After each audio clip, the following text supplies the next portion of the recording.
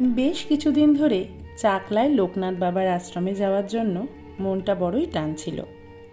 কথায় বলে, নির্দিষ্ট সময় না এলে তীর্থ দর্শন হয় না। সেই অদম্য ইচ্ছার টানেই একদিন বন্ধুরা মিলে ছুটির দিনে হাওড়া থেকে গাড়ি নিয়ে বেরিয়ে পড়লাম চাকলার উদ্দেশ্যে।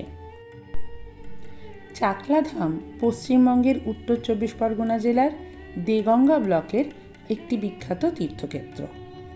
কথিত আছে এখানেই হিন্দু যোগী বাবা লোকনাথ ব্রহ্মচারী জন্মগ্রহণ করেন।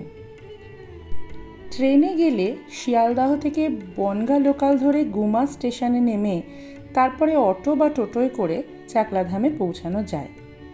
আর সড়ক পথে যেতে গেলে কলকাতা বা হাওড়া থেকে যশোর রোড ধরে গুমা ক্রসিং পেরিয়ে চাকলা গ্রামে পৌঁছানো যায়। দক্ষিণেশ্বরে মায়ের মন্দিরে প্রণাম জানিয়ে গাড়ি ছোটালাম কল্যাণী এক্সপ্রেসওয়ের দিকে। রবিবার, তাই রাস্তা মোটামুটি ফাঁকা। যদিও শ্রাবণ মাস, আকাশে কালো মেঘ, তবু বৃষ্টির দেখা মেলেনি এতটুকু। সকাল 8টা নাগাদ বেরিয়েছিলাম, গিয়ে পৌঁছালাম ঠিক 11টা। মন্দির চত্বরের মধ্যেই গাড়ি রাখার সুবন্দোবস্ত রয়েছে।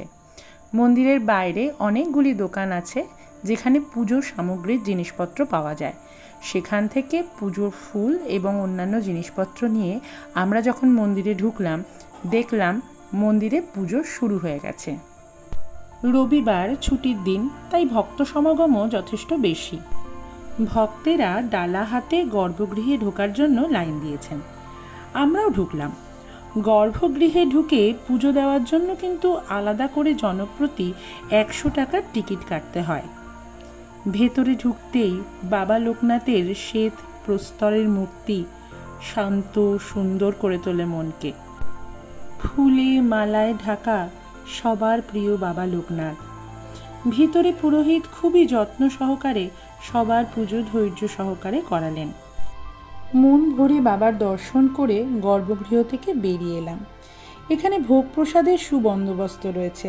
2 রকম ভোগ হয়, রাজপ্রসাদ ও খিচুড়ি প্রসাদ। বেশ কিছুক্ষণ মন্দিরে কাটিয়ে আমরা প্রসাদের লাইনে গিয়ে দাঁড়ালাম।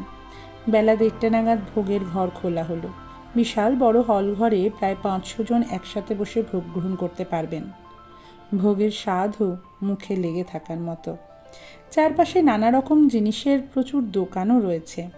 ইচ্ছামতো অনেক কিছু কিনে ফেললাম আমরা। তারপর সবুজ ঢাকা মাঠের শোভা আরও সুন্দরভাবে উপভোগ করার জন্য মন্দিরের দোতলায় উঠে পড়লাম।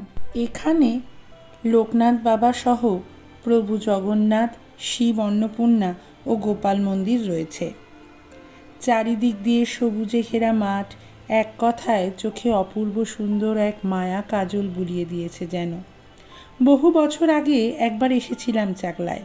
তখন এত বড় মন্দির তৈরি হয়নি, ছিল একটা ছোট্ট মন্দির, আর তাতে একান্ত শান্তি। কিন্তু এখন বিশাল মন্দির এবং প্রচুর ভক্ত সমাগম। কথিত আছে এটি নাকি বাবা লোকনাথের জন্মস্থান। সেই পুরনো ঘরটির টালির চাল এখনও একই রকম রাখা হয়েছে। এখানে এলে অবশ্যই একটা বাজারের ব্যাগ সাথে আনবেন। স্থানীয় মানুষেরা তাদের বাগানের টাটকা সবজি খুব কম দামে এখানে বিক্রি করেন। সারাদিনের অসম্ভব সুন্দর সব স্মৃতি নিয়ে বিকেলবেলা আমরা মন্দির থেকে বেরিয়ে পড়লাম ফেরার উদ্দেশ্যে। চারপাশের নিবিড় সবুজ তখনও আমাদের অদ্ভুত এক মায়ায় ভরিয়ে রেখেছে। কথা দিয়ে গেলাম, সুযোগ পেলেই আবার আসবো বাবাধাম চাকলায়।